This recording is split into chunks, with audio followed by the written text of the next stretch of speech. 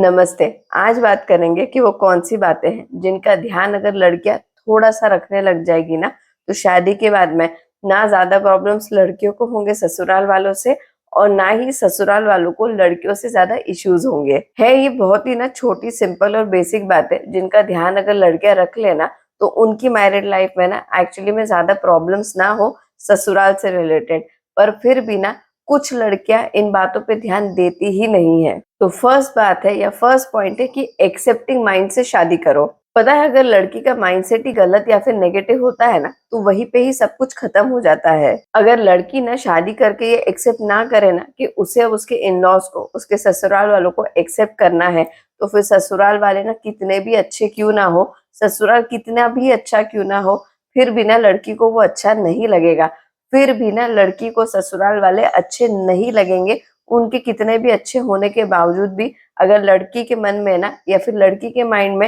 ये क्लैरिटी नहीं है कि अब उसकी शादी हो गई है और उसे अपने ससुराल वालों को, अपने इन-लॉज को ना एक्सेप्ट करना है, अपनी फैमिली मानना है। जब लड़की का ये माइंडसेट नहीं होता है ना कि उसे अपने ससुराल वालों को एक्सेप्ट करना है, तो उसकी वजह से ना लड़की ना कभी भी ससुराल वालों से एक अच्छा बॉन्ड ना बना ही नहीं पाती है। और जब लड़की ही अगर वो एफर्ट्स नहीं लेती है इन-लॉज को फैमिली के जैसे ट्रीट करने की या फिर उन्हें एक्सेप्ट करने की, तो फिर जो ससुराल वाले होते हैं ना, वो भी लड़की से बॉन्ड बनाने के ना एक्स्ट्रा एफर्ट्स नहीं लेते हैं और इसकी वजह से ना लड़की और ससुराल वालों के बीच में ना कभी वो बॉन्ड बन ही नहीं पाता है। सेकंड पॉइंट है कि ये अच्छे से याद रखो कि अपने पेरेंट्स के साथ में भी ना इश्यूज होते हैं, उनके साथ में भी आर्ग्यूमेंट्स होते हैं, उनके साथ में भी डिसएग्रीमेंट्स होते हैं। पता है वैसे तो ना हर घर अलग होता है, पर फिर भी ना हर घर सेम ही होता है। हर घर में इश्यूज होते हैं, हर घर की कुछ ना कुछ कहानी होती है, हर घर में ऐसे कुछ ना कुछ किरदार होते हैं, हर घर में खुशियों के मोमेंट्स भी होते हैं,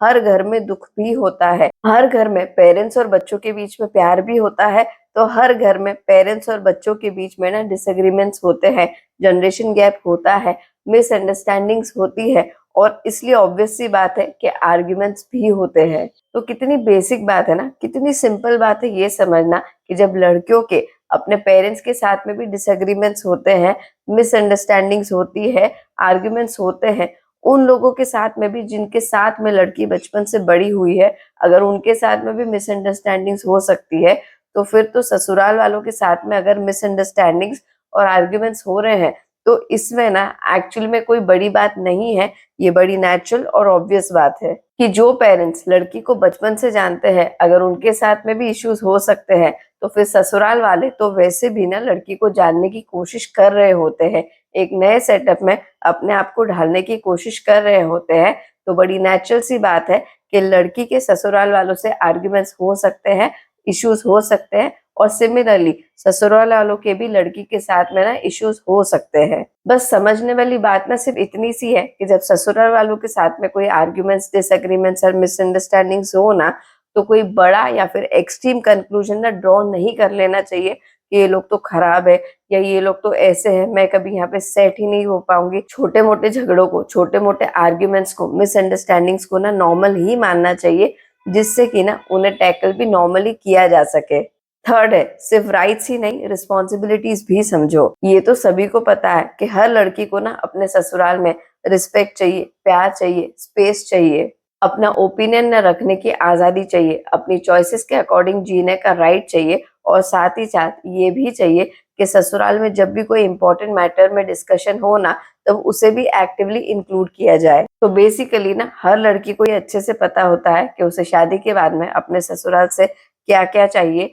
या फिर क्या क्या उसका राइट है और क्या क्या उसे मिलना चाहिए। पर वहीं पे जब बात रिस्पॉन्सिबिलिटीज की या फिर जिम्मेदारी की आ जाती है ना, तब लड़कियां क्लूलेस हो जाती है बाय चॉइस। तब ना उन्हें कोई आइडिया नहीं होता है कि एक लड़की की जिम्मेदारी क्या है। तब ना लड़कियों को ये लगता है कि जैसे किसी घर की बहू बन के ना उनको लाइसेंस मिल गया हो, उनके पास में अब राइट है, वो जो भी पाना चाहती है उस घर से वो पा सकती है और उसे ये लगता है कि वो डेजिग्नेशन ही काफी है, वो लाइसेंस ही काफी है, उसे कुछ एक्स्ट्रा करने की जरूरत नहीं है, बिना कुछ करे ही उसे वो सब मिलेगा जो उसका राइट है। फोर्थ पॉइंट है, एडजस्टमेंट्स के लिए ना रेडी रहो। एक बहुत ही ना सिंपल बात बता रही हूँ कि अपने बेस्ट फ्रेंड के घर रहने चल जाओ, अपनी नानी के घर रहने चल जाओ, अपने मामा के घर रहने चल जाओ या और भी कहीं रहने जाना है ना तो रहने चल जाओ। पर इतनी ना अपने माइंड में क्लैरिटी रखना कि कहीं भी जाओगे ना थोड़ा बहुत एडजस्टमेंट तो करना ही पड़ेगा। आपको जहाँ जा रहे हो ना उस हिसाब से अपने आप को थोड़ा सा तो ढालना ही पड़ेगा।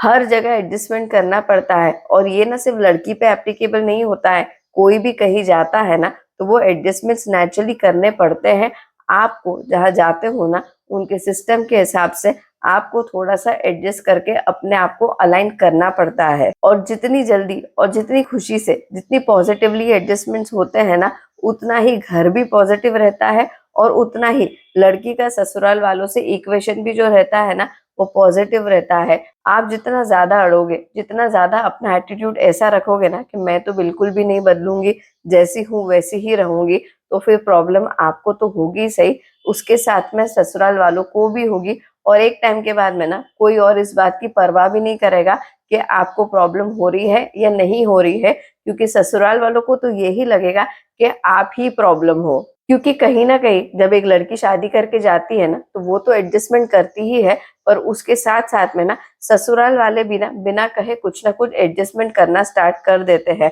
वो भले ही छोटे मोटे होते हैं पर वो लोग भी एडजस्टमेंट करते हैं। उनका भी रूटीन, लाइफस्टाइल, फ्रीडम, स्पेस, ये सारी चीजें ना छोटी मोटी ही सही पर उनकी लाइफ में भी ना कुछ चेंजेस आते हैं। इसीलिए अगर लड़कियां छोटे मोटे एडजस्टमेंट खुशी खुशी कर लेना तो ससुराल वाले भी ना फिर लड़की के साथ में एडजस्ट करने के लिए ना ओपन रहते हैं, उसके लिए एफर्ट्स लेते हैं। और बस जब एडजस्टमेंट्स दोनों साइड से होने लगते हैं ना तो फिर दोनों साइड ही एक दूसरे को अप्रिशिएट करते हैं, दोनों ही एक दूसरे को एक्नॉलेज करते हैं और दोनों में बॉन्ड बनने लगता है। ये थे वो 4 पॉइंट्स। अब आप कमेंट करके बताइए कि और वो कौन सी बातें हैं जिनका ध्यान लड़कियों को रखना चाहिए, जिससे शादी के बाद में ना तो ज्यादा प्रॉब्लम्स लड़की को फेस करने पड़े और ना ही ससुराल वालों को ज्यादा प्रॉब्लम्स फेस करने पड़े। नेक्स्ट वीडियो में मिलते हैं। जय हिंद।